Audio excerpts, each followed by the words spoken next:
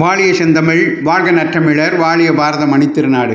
பாரத மணித்திருநாடு நேயர்கள் அனைவருக்கும் வணக்கம். நாம் காஞ்சிமா முனிவரின் கனிமொழிகளை பார்த்து கொண்டிருக்கிறோம்.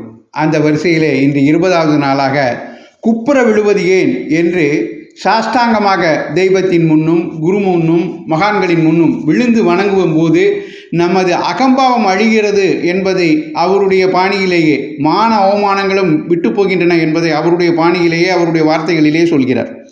அவருடைய வார்த்தைகளிலே பார்ப்போம். ஒருமுகமாக ஒரு காரியத்தை பண்ண வேண்டும், அப்போது பார்க்கப்படாது என்பதால் தான் வெளியிலே ஒன்றையும் பார்க்காமல் பூமி பக்கமாக தலையை குனிந்து கொண்டு குப்புற வாக்கில் நமஸ்கரிப்பது. மற்றவர்களால் தலை குனிவு ஏற்படுவது அவமானம், நாமே குனிவது பகுமானம்.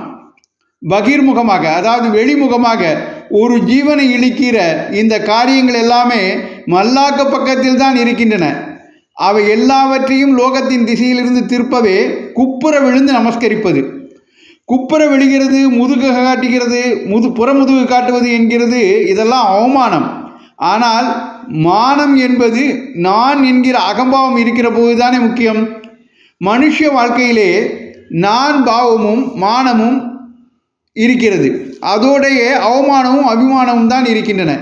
இது எல்லாமும் இல்லாமல் இருக்க முடியாது தான். இவை இல்லாமல் மட்டும் இருந்தால் நாமே ராஜாதான். என்ன ராஜா? ஆத்மாவை ஜெயித்த ராஜா, ஜீவன் முக்தன் என்னும் ராஜா. அப்போது நமஸ்காரமே இல்லை.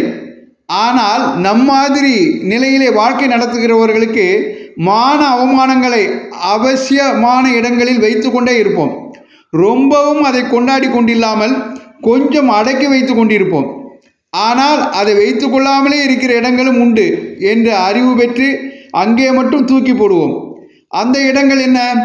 ஈஸ்வர சன்னிதானம், மகான்கள் பெரியவர்களின் சன்னிதானம் தான் அது. அங்கே மானமே வேண்டாம், குப்புற விழுவோம், புறமுதுகு காட்டுவோம். ஆத்ம ஜெயம் என்று சொன்னேனே, அந்த வெற்றிக்கு ஏற்றுகிற முதல் சின்னப்படியாக இங்கே இப்படி புறமுதுகு காட்டுவோம்.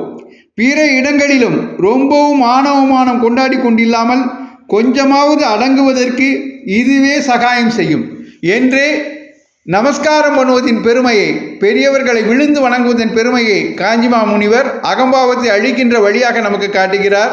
அந்த வழியிலே செல்வோம். வந்தே மாதரம். வளர்க பாரதம். ஜெய்ஹிந்த்.